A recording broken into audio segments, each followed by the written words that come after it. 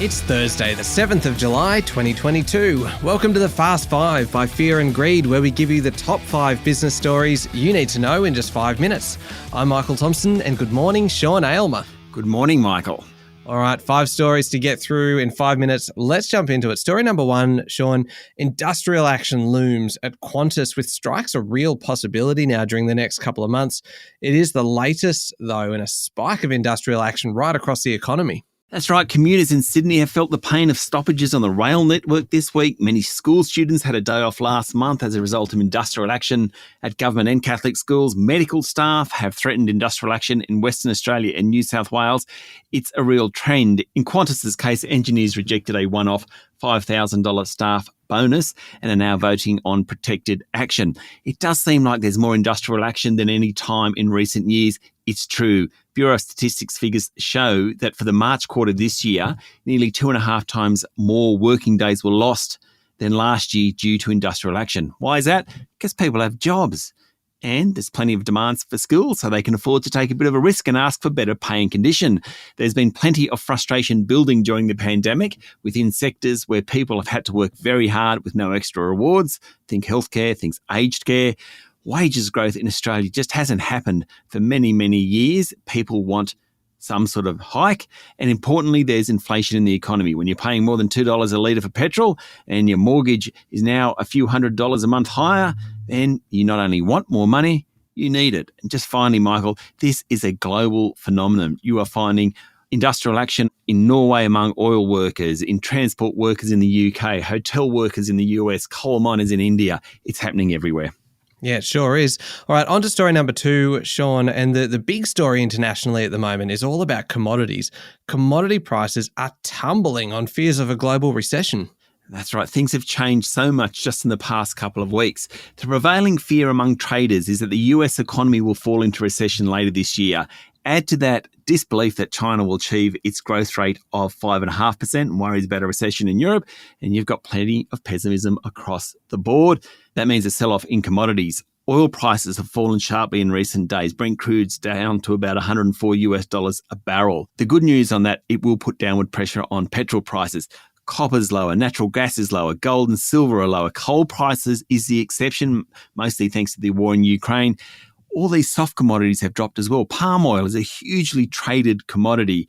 It's down sharply. It's trading at a 51-week low. Lumber prices are less than half the level of 4 months ago. Wheat prices have fallen. In all this, the Aussie dollar has been collateral damage. It's trading under 68 US cents at the moment. Okay, story number 3, Sean, bad news for anybody with a mortgage. The big lenders didn't take long to pass on the rise in the official cash rate to home loans, but also to small business and personal loans as well. That's right. Commonwealth Bank passed on the rate hike yesterday morning and was followed by ANZ, National Australia Bank and Macquarie Group. That means mortgage rates are 0.5% higher. And as we mentioned yesterday, on a $750,000 loan over 25 years, that's about $200 more a month. Now, mostly, though, they haven't lifted deposit rates. Some have, but not totally. Commonwealth Bank has more deposits than any other competitor. It has lifted some of its rates, and now on a 15-month term deposit, you can get 2.5%. Not bad, still below inflation. Sean, story number 4, a bit of good news. Trade Minister Don Farrell says Australia is on track to do a free trade deal with the European Union. That's right. A couple of the major impediments, namely the country's climate change policy and Canberra's relationship with France, have been overcome, or at least disagreements have dissipated. Mr Farrell said negotiations, which began back in mid-2018, will now proceed, and a deal would help wean Australia off its reliance on China. Europe is actually Australia's second largest trading partner and second largest source of foreign investment. All right, final story. Story number 5, Sean, the floods in New South Wales continue with the Hunter region now the focus, but I want to talk to you about the rainfall because Sydney has now posted its wettest year on record, and it's only July. Yeah, it's quite incredible. These are figures from the Bureau of Meteorology. The bad news is that BOM expects average rainfall over coming months in most of eastern and northern Australia. Sydney itself has flooded 4 times in the past 2 years. La Nina, which has officially ended, was responsible for the first 3. This time round, it's an East Coast low. I tried to understand the meteorology of it and failed, Michael, I've got to tell you.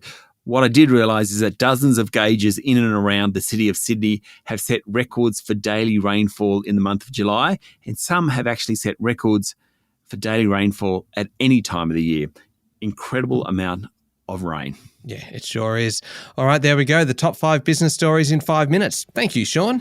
Thank you, Michael. It's Thursday, the 7th of July, 2022. Remember to hit follow on the podcast, and if 5 minutes isn't enough, then you can find our longer daily show called Fear and Greed on your podcast platform. And don't forget, every Thursday, Safe Word by Fear and Greed is released. That is our lighter look at the world of business. Get that one wherever you listen to podcasts. I'm Michael Thompson, and that was the Fast 5 by Fear and Greed. Have a good day.